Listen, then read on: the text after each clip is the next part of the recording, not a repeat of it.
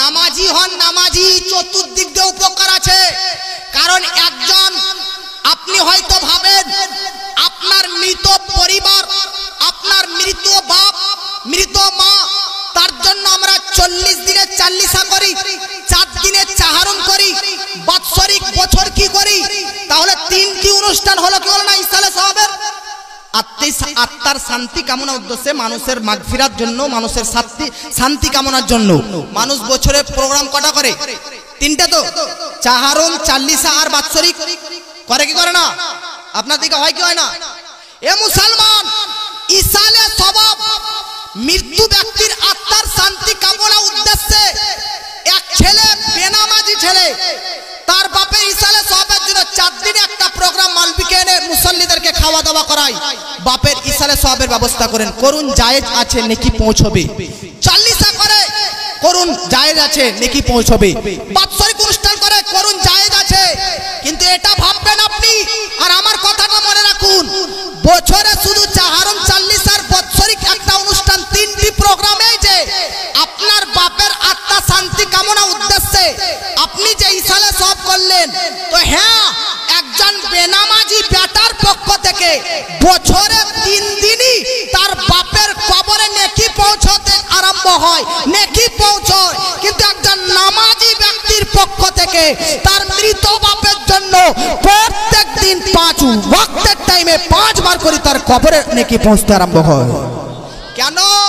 কারণ আপনারা নামাজ পড়েন, তখন কি বলেন বসে? আল্লাহুম্মা গফিরলি ওয়ালি ওয়ালিদাইয়া বলেন কি বলেন না? আত্তাহিয়াতু লিল্লাহ, এটা পড়ার পর দুরুদ ইব্রাহিম আল্লাহুম্মা সাল্লি আলা মুহাম্মদ, এটা পড়ার পর তৃতীয় স্টেজে দুআয়ে মাসুরা আল্লাহুম্মা গফিরলি ওয়ালি ওয়ালিদাইয়া ওয়ালিমা তাওয়ালাদা পড়েন কি পড়েন না? তো মানে শুনুন, এর অর্থ শুনুন। আল্লাহুম্মা গফিরলি অর্থাৎ আল্লাহ আমাকে ক্ষমা করো, ওয়ালি ওয়ালিদাইয়া আমার পিতা এবং মাতাকেও ক্ষমা করো। তো দেখবেন কখনো কখনো চাচাকেও বাপ বলা হয়, চাচিকেও মা বলা যায়। কুরআনের মধ্যে চাচাকেও বাপ বলা হয়েছে, চাচিকেও মা বলা হয়েছে। এই জন্য আপনি নিজের জন্য প্রথমে ক্ষমা চান, আল্লাহুম্মা গফিরলি, আল্লাহ আমাকে ক্ষমা করো, ওয়ালি ওয়ালিদাইয়া আমার পিতা মাতা মা বাপকে ক্ষমা করো। তো হতে পারে কোন মা বাপ? চাচা, ওই চাচা যে চাচাকে বাপ তুলে ডাকতাম ওই চাচা, যে চাচিকে মা বলতাম ওই মাতা পিতা, ওই মা বাপ না।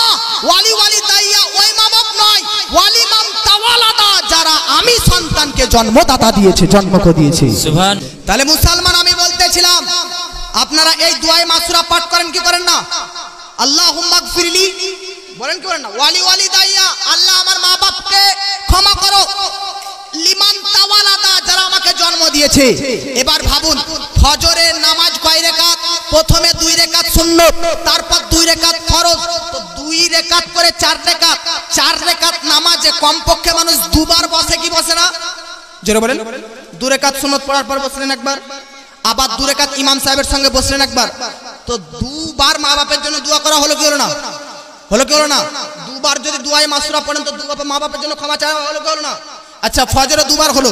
এবার আসুন জোহরে প্রথমে 4 রাকাত সুন্নাত, 4 রাকাত সুন্নাতে লাস্টের রাকাতে আপনারা 3টাই পড়েন, আত্তাহিয়াতু, দুরুদ ইব্রাহিম, দুআয়ে মাসুর। তাহলে 4 রাকাতে লাস্ট প্রথম 4 রাকাত বিশিষ্ট নামাজে 2 রাকাতে শুধু সূরা শুধু আত্তাহিয়াতু পড়ে উঠা যায়, কিন্তু লাস্টে 4 রাকাত নামাজে 3টাই পড়া যায় কি যায় না? আত্তাহিয়াতু, দুরুদ ইব্রাহিম, দুআয়ে মাসুরা। তো দেখুন, তাহলে জোহরের টাইমে প্রথমে 4 রাকাতে, লাস্টের রাকাতে, লাস্ট বৈঠকে, শেষ বৈঠকে আপনি আবার আরেকবার মা বাবার জন্য দোয়া করলেন কি? আল্লাহুম্মা গফিরলি, আল্লাহ মাফ করো, ওয়ালি ওয়ালিদাইয়া আমার পিতা মাতাকে, লিমান তাওয়ালাদা যারা আমাকে জন্ম দিয়েছে। তাহলে জোহরের নামাজ একবার হলো, আবার ইমাম সাহেব পড়াবে 4 রাকাতে, আবার বসলেন, আবার এই দোয়াটা পড়লেন, আল্লাহুম্মা গফিরলি ওয়ালি ওয়ালিদাইয়া ওয়ালিমান তাওয়ালাদা, অর্থাৎ আল্লাহ আমার মা বাপকে ক্ষমা করো যারা আমাকে জন্ম দিয়েছে। 2 বার হলো। আবার পরে 2 রাকাত সুন্নাত পড়েন কি পড়েন না? জোহরের ফরজের পর, ইমামের পর। তো 2 রাকাত পর আবার আপনি এই দোয়াটা পাঠ করলেন, আল্লাহুম্মা গফিরলি ওয়ালি ওয়ালিদাইয়া ওয়ালিমা তাওয়ালাদা, আল্লাহ আমাকে মাফ করো, আমার পিতা মাতাকে ক্ষমা করো যারা আমাকে জন্ম দিয়েছে। 3 বার হলো কি হলো না জোহরের টাইমে? জোরে বলেন।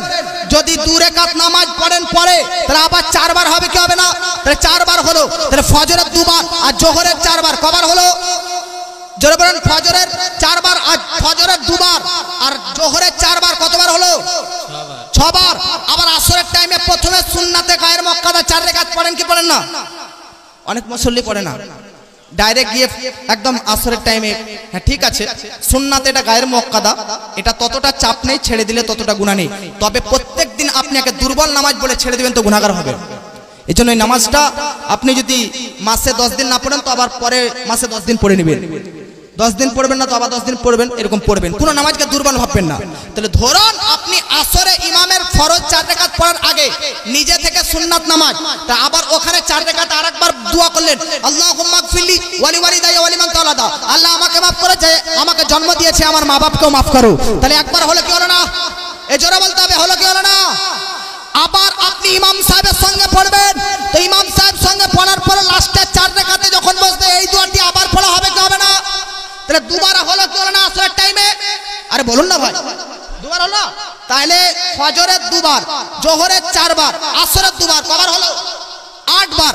মাগরিবের টাইমে প্রথমে ইমাম সাহেবের সঙ্গে 3 রাকাত নামাজ পড়লেন, আত্তাহিয়াতের পর 2 রাকাতে বসলেন, 2 রাকাত থেকে উঠলেন, 3 রাকাতে বসে আত্তাহিয়াতের পর দুরূদ ইব্রাহিম, দুআয়ে মাসুরা, আবার দোয়া করলেন, আল্লাহুম্মা গফিরলি, অর্থাৎ আল্লাহ মাফ করো আমাকে, আমার পিতামাতাকে যারা আমাকে জন্ম দিয়েছে। আবার একবার হলো। আবার মাগরিবের নামাজের পর আবার 2 রাকাত সুন্নাতে যদি বসবেন পড়বেন, আবার একবার হবে, 2 বার হলো। নফল যদি পড়েন তাহলে আরেকবার হবে, 3 বার হলো। তাহলে এদিকে 8 বার, এদিকে 3, 8 আর 3 কত?